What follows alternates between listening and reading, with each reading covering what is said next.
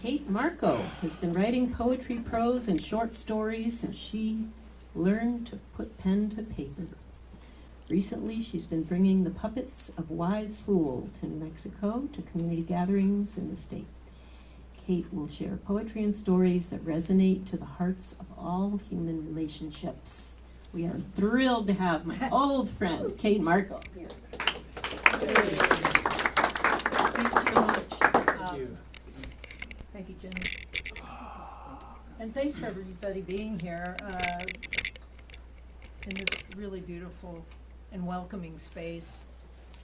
The first thing I'd like to do is Just for the Zoomsters, they need Okay. to hear you.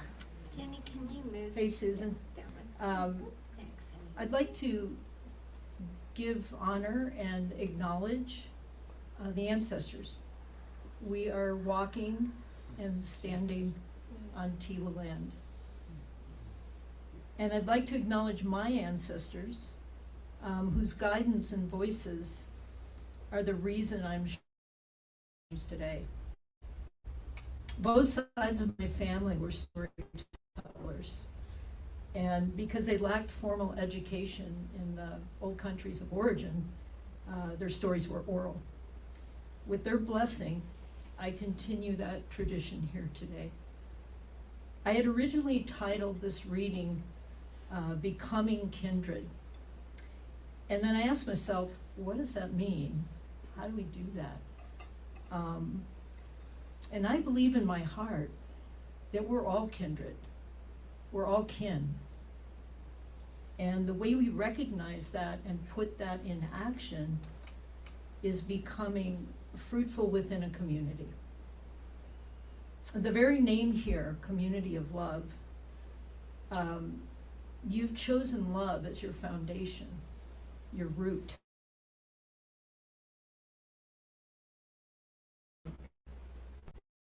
It's really the foundation of living our best selves. My intention is that these poems and stories remind us that we are all kin. It is my fortune to have been born into two richly diverse and passionate cultures. My mother was from southern Italy. My father was Romani, not to be confused with Romania. We are those crazy wild people that were nomadic and came from India originally about 1,000 years ago to Europe, to every country. And a part of a lot of other cultures in my life. I've been very blessed with that. And when we allow ourselves to have that multitude of experience within other cultures, the diversity of that, it awakens the realization that no matter our language, our skin color, our religion, our traditions, our food, wealth or poverty, we are all truly the same. I'm going to intersperse these stories between just a few poems. All of these stories take place at my grandmother's house or within range of her house. And I'd like to begin with something I didn't write. It's a retelling of something Margaret Mead responded to a question asked by one of her students. Years ago, anthropologist Margaret Mead was asked by a student what she considered to be the first sign of civilization in a culture. The student expected Mead to talk about fish hooks or clay pots or grinding stones, but no. Mead said that the first sign of civilization in an ancient culture was a femur, a thigh bone, that had been broken and then healed.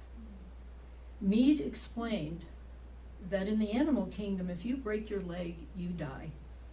You cannot run from danger, get to a river for a drink, or hunt for food. You are meat for prowling beasts.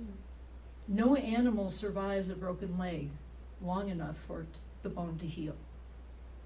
A broken femur that has healed is evidence that someone has taken the time to stay with the one who fell, has bound up the wound, has carried the person to safety, and has tended that person through recovery. Helping someone else through difficulty is where civilization starts, Mead said. We are at our best when we serve each other. So my first piece of writing is a short poem. All my poems are short. No one wants to listen to a long poem. That's from our, our childhood, right? Charge of the Light Brigade stuff. This is called Reflection. I want to be recognized, not in a famous way, not on the cover of Time, but in that way that hearts feel one another, know one another.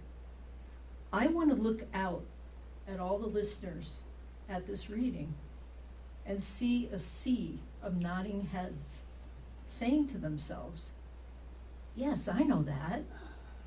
I felt that. Oh, I wish I could feel that. I long for that. I feel that way all the time. How does she know? I know because I'm you, because we are all each other.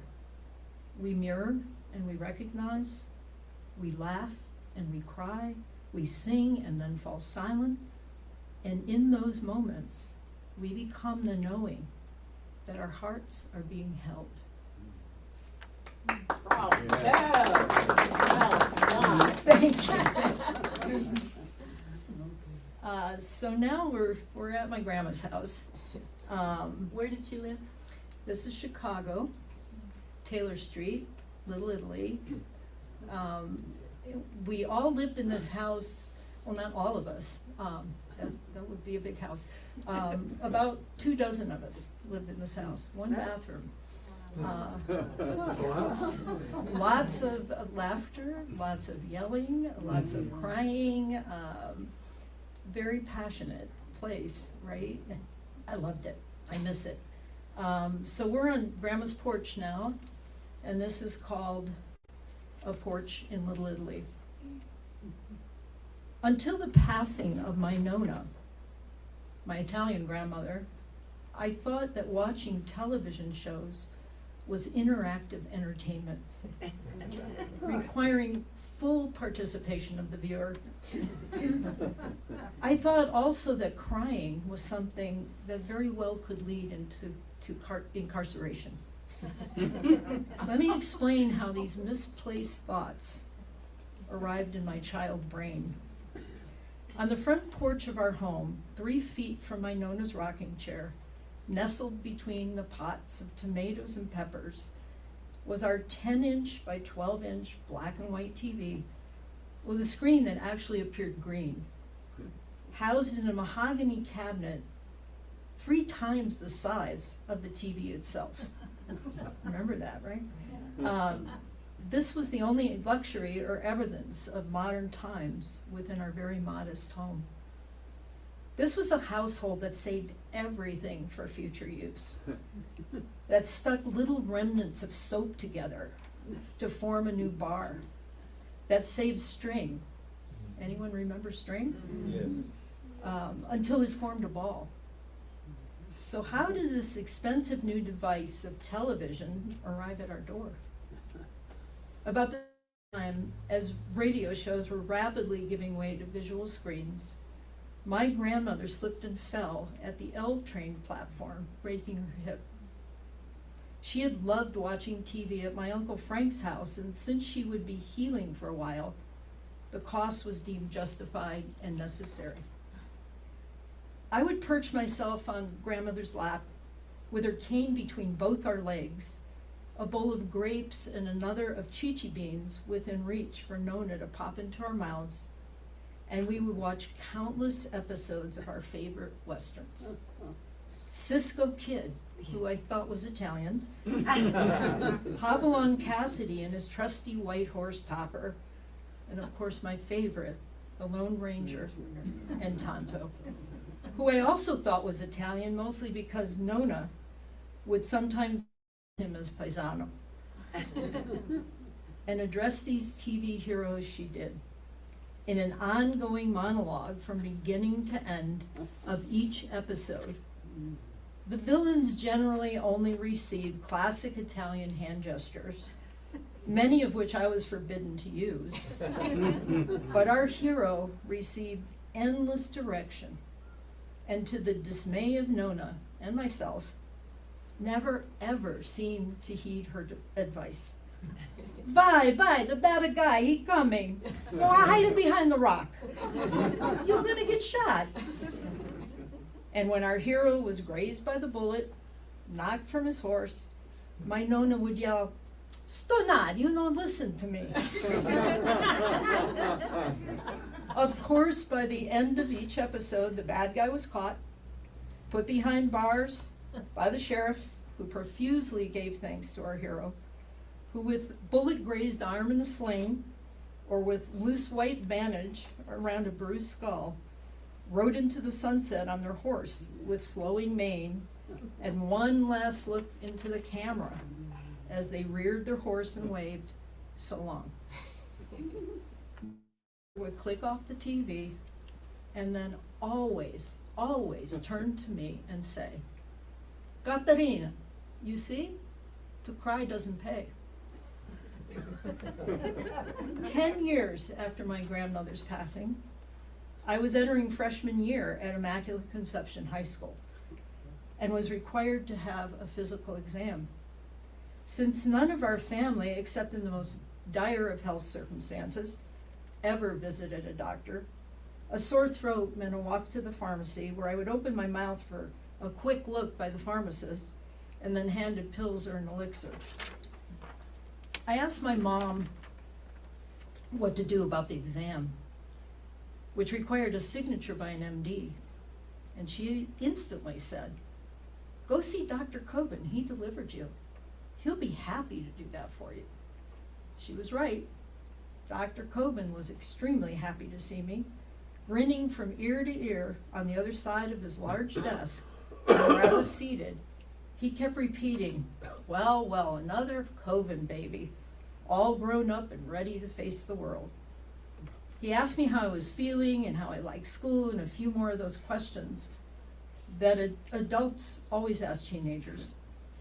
Before I could answer, he was signing the exam form and standing next to me with his hand outstretched, muttering something about all his babies being perfect. My high school physical was complete. No need for stethoscope listen, weight or height measurement, eye or ear checking, nope. I was a Coven baby, and I was perfect in every way.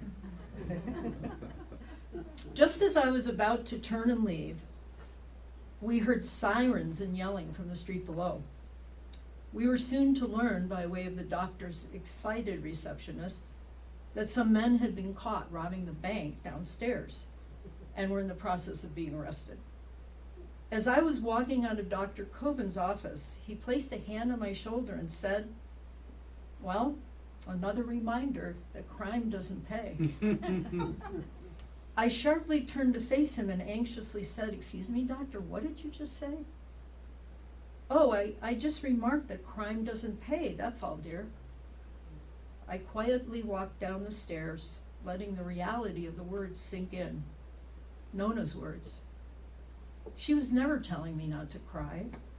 She was just giving me a warning to never be a criminal, like the ones we had just witnessed being jailed on TV. A postscript to take with me into the world. The same world I would try so hard not to cry in, to hold back my tears no matter what. Recently, I found my favorite episode of The Lone Ranger. It's the one where Tano finds a sole surviving Texas Ranger after a brutal attack. Tano declares the man the Lone Ranger and helps him heal. The Ranger hides his identity with a mask and becomes a vigilante for justice and to show the world that crime doesn't pay. I close my eyes remembering the sweet taste of grapes and the saltiness of chichi beans from my dear Nona's hand. And my tears flow with ease from a heart that fills with love and memories of a more beautiful and simpler time. Thank you. This is a little poem called Never. Never begin a day lacking gratitude. There's always some blessed gift about. Never make a beauty small. Create it if it isn't there. Never vote for anyone who uses the word I within a speech. Never lean inside another's path. Support them from your own. Never look at your reflection, disliking whom you see. Never deny change. It's the only constant you could trust. Never heed advice that isn't given without cost. Never stand upon a chair with a rope around your neck. Never give away with contract or condition to anyone in need. Never cross a road without looking up and down. Never hesitate to break the rules. You'll find liberation from your fear. And never end a day without resolving anger held. Never hesitate returning the sword back to the stone.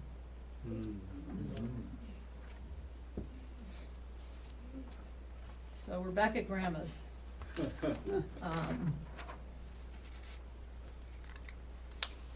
This will give you a little better history of my Italian family. This is called The Little Flower. My Nonna would punish her saints. Always at the ready in my grandmother's upstairs hallway, right outside her bedroom door, stood her saintly Kappa regime. Giuseppe, Antonio, Domenico, Francesco, and the Holy Mother herself. Yet it was a rare sight indeed to see my grandmother's army of saints facing forward, looking saintly. As one walked past the shrine, or ran as we mostly did as children, with a half genuflection and an even quicker sign of the cross, wondering which saint would it be today, facing the wall, or worse, reprimanded shamefully to the corner. A request, a prayer, a rosary, perhaps even a novena had been denied, unfulfilled in the time allotted by my grandmother, and she had taken action. San Domenico, my hip, she hurt. You fix, okay? San Francesco, my tooth no good. You fix it up? Per favore, in nomine Patri. San Giuseppe, the roof he leak. No more rain, okay? Bene, bene. After 1 week, the hip still hurting, the tooth aching, and a tornado striking, the saints were given a stern warning. I still waiting, my Nonna would say. Eyes slit sideways as she sauntered by the shrine. After 2 weeks, she'd had enough. Basta. Saints to the wall, saints to the corner. Shame and betrayal darkened the hallway. And then there was Teresa, her angelic, peaceful face glowing from the perpetual candlelight, always at her feet. 7 roses wrapped around the crucifix, held tight and close to her heart, her right hand holding an 8th rose. The little flower never spent time in the corner, was never turned to face the wall. This was a saint who never felt my grandmother's annoyance at a request denied, because she always came through. Every plea was honored, every prayer was heard. Saint Teresa never failed, not once, and not just our grandmother's requests. Every prayer was heard by our entire family. Please, Saint Teresa, help me pass the spelling test tomorrow. Please, please, I want to have a baby. Tomorrow I go for my surgery. Please, dear saint, make it all go well. And it did go well. Miracles small and grand poured from Nonna's little saint. If results were slow in coming, it was never Teresa's doing. No, you just needed to pray harder. Be more sincere in your intentions. You see, in our grandmother's eyes, The little flower always granted the faithful the request. If the wish wasn't granted, spelling test failed, pregnancy a bust, cancer after the surgery, then the intention was half-hearted. Faith was sadly lacking. Simple as that. Don't doubt for a millisecond that your request had gone unheard, or that Teresa may not come through for you, because that thought would cast a shadow, and you will have placed a curse of doubt, the true sign of a non-believer. So how was it that Teresa had been elevated to the stature of infallibility? How was it that she found her way into Nona's heart and queenly rule in the upstairs hall?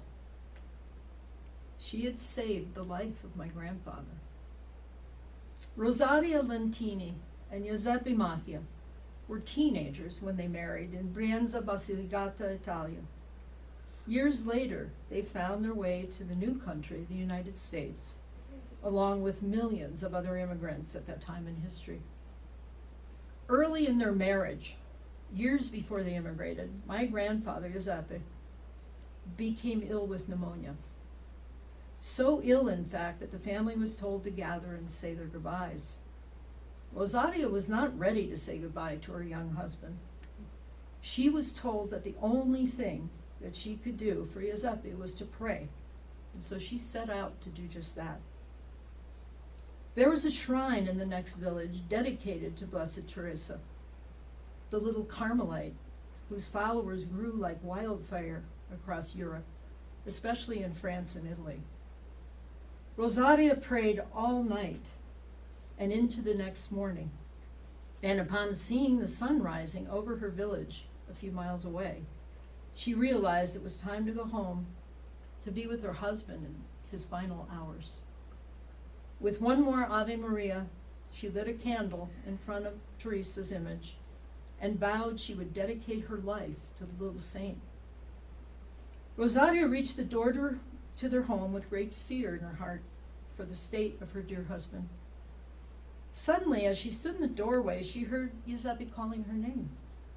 This was impossible, she thought, as he was unable to speak or move for many days. As she entered the room where Giuseppe now sat upright in bed, he called out again, "Rosaria, can't you see that I'm hungry? Please bring me something to eat." It was a miracle. And this miracle belonged to Teresa. The little flower had come through. She had saved the life of my grandfather. Giuseppe Macchia lived for many years after his miraculous cure. Rosaria lived for many more years after Giuseppe's death. And in all of those years, since her desperate night of praying for her husband's life, she kept a candle lit in front of her precious saint. When Nona fell ill, and in the final weeks before her death, the statue of Teresa was moved to her bedside. The doctor soon advised that a lit candle should not be so near my grandmother because of irritation to her weakened lungs. No one could imagine extinguishing Teresa's candle. My father came up with an idea that was acceptable to Nona. He wired a small Christmas bulb in front of Teresa. The vow would stay unbroken. The light of all those decades would stay burning as my grandmother left this world. I was constantly by my grandmother's side from the moment I could walk, and in those final weeks of her life, there was no exception to my behavior. When we returned home after Nona's funeral, it was only natural for me to want to go up to her room and quietly play. There was a hesitation among the family to let me go upstairs, but then my dad gently took my hand and said, "Sure, let's go." My dad turned the handle to Nona's room, and as the door slowly opened and we walked through, the light of my father had so caringly placed in front of Teresa flickered once and went out. Several years after my grandmother's death, my Aunt Ange called me to her room. She went to the closet and pulled down a box from the top shelf, and as she carefully unwrapped the contents, She told me that this was something left to me by her mother, my Nona. Aunt Angie held out the statue of Teresa and gently placed her in my arms. And I felt the passing of my Nona's mantle into my childish hands. It was the very first time I had felt the sense of true responsibility take hold of me. It felt good and scary all at once, and a very, very big deal to a skinny little 9-year-old girl. For many years after the care of the little flower was gifted to me, the family would call or visit with requests for Teresa's help. Endless cousins with endless dilemmas kept the candles lit in front of our little saint, burning day and night. Now, so many years later, a lifetime really, it is only myself lighting the candles at Teresa's feet. No longer does she share the hall with the army of my grandmother's male saints. These days, Teresa resides among a goddess tribe: Tara, Kuan Yin, Guadalupe, Curicula. She fits right in and looks quite content in her corner. And once in a while, I pause in front of Teresa and ask a small request. Santa Teresa, my hip she hurt. Bene, bene, you fix.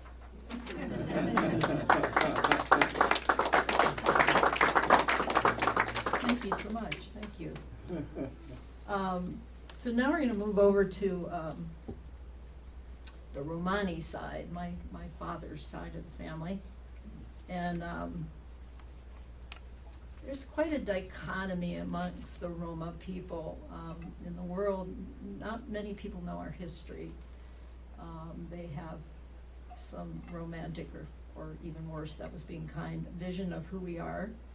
And this poem I'm going to read is a little introduction, kind of to the darker side, but hopefully the story about my father shows you the yin and yang of the Roma, which is so playful and clever and wonderful to be around.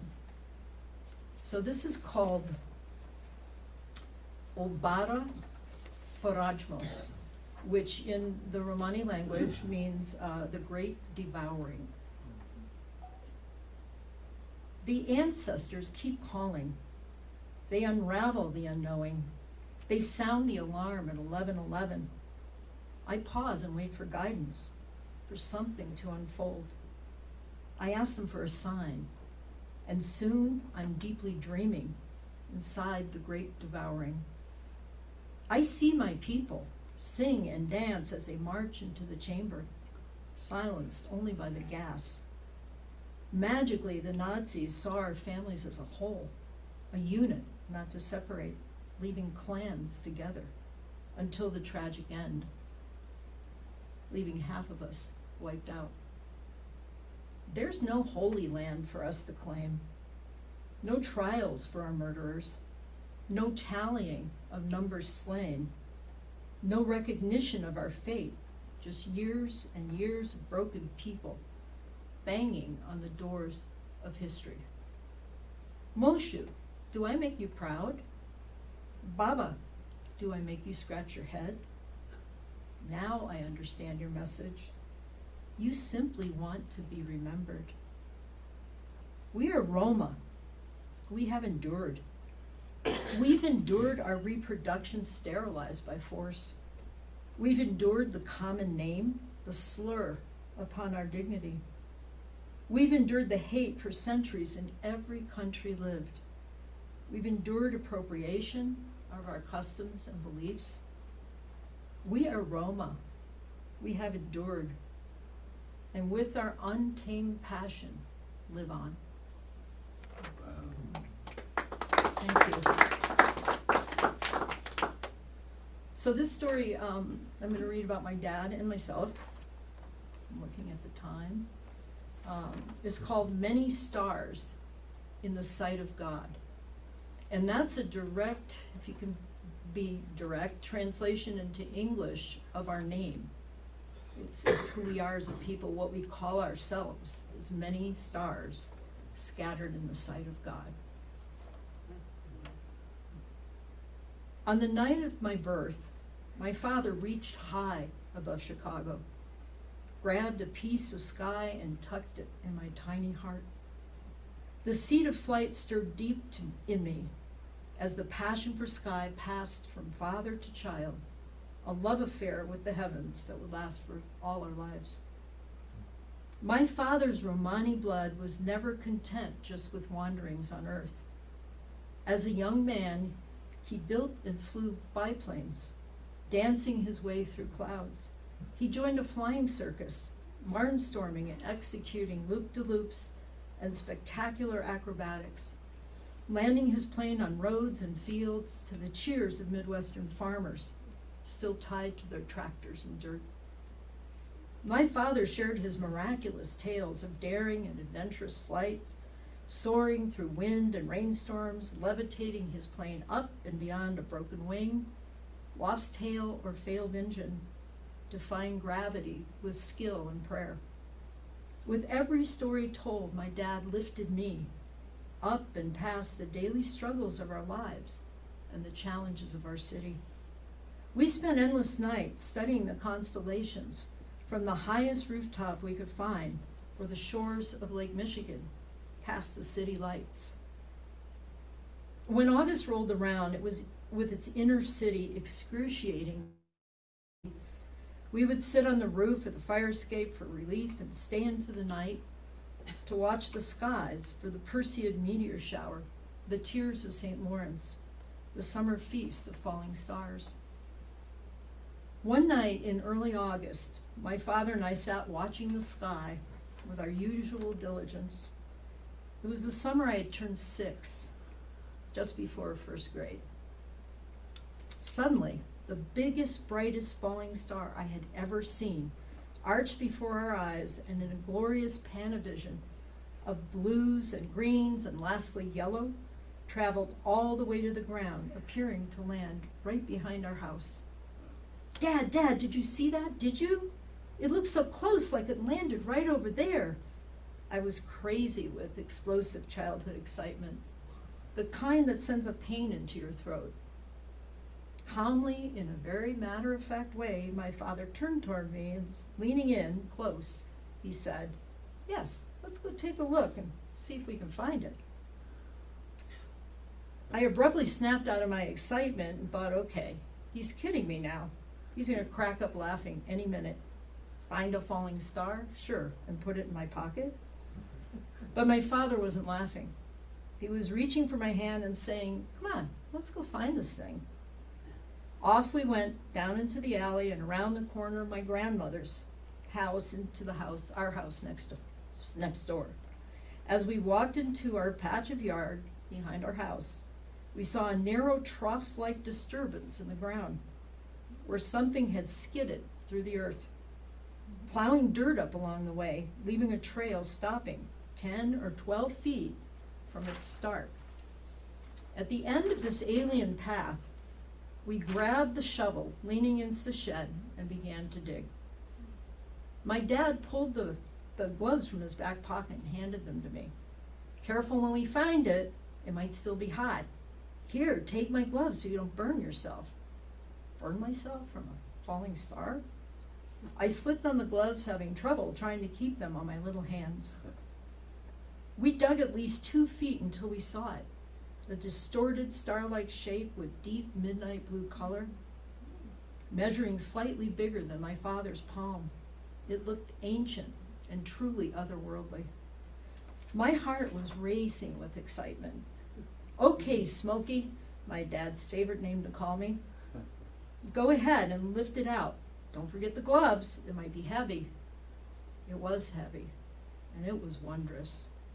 In those first dreamlike moments, holding the star in both my hands, it was the most beautiful, incredible, fantastic object on earth. I'm remembering this. Wow. A star from heaven, and it was mine. I never knew what metal my father had used to shape the star, or the story of its emergence into being.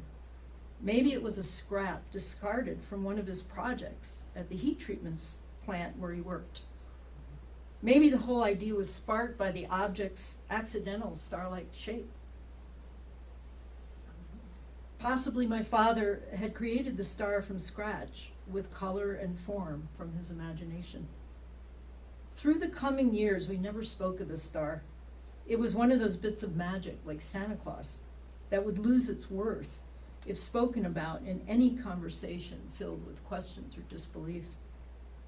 No matter how the star had come to be, I can imagine my father's delight as he plotted and planned to bury that star and wait patiently for the unfolding of that perfect night.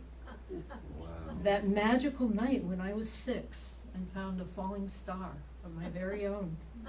That night, my father, gypsy captain of the stars, navigator of my heart, reached high into that August sky and steered a piece of heaven to land beneath my feet.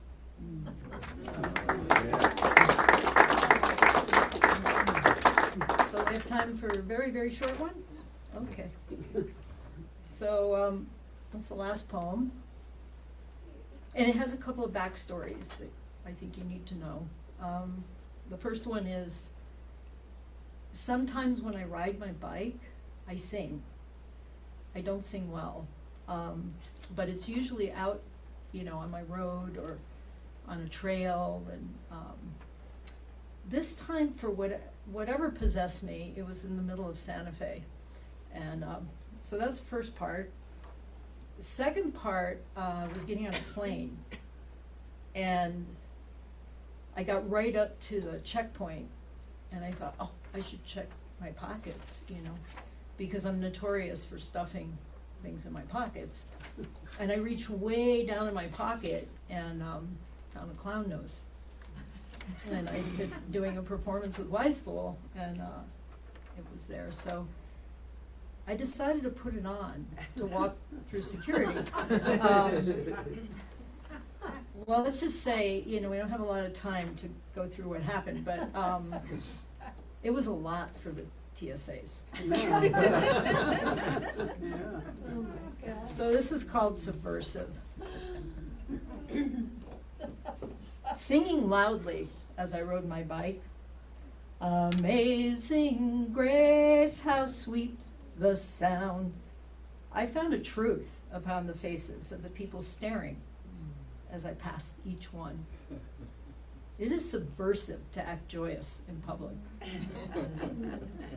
Let's declare a day void of speech when our responses must be sung. Let's pull the red noses out of our pockets and wear them through security. Let's buy flowers for the next person in line. Let's stand on soapbox reciting odes to the world. Let's give all the money in our wallet to the next person begging. Let's empty our cupboards to feed the hungry. Let's sing in our gardens, in voting lines, riding the subway, driving our cars, riding our bikes. Amazing grace, how sweet the sound. Loudly and joyously subversive. Oh, wow.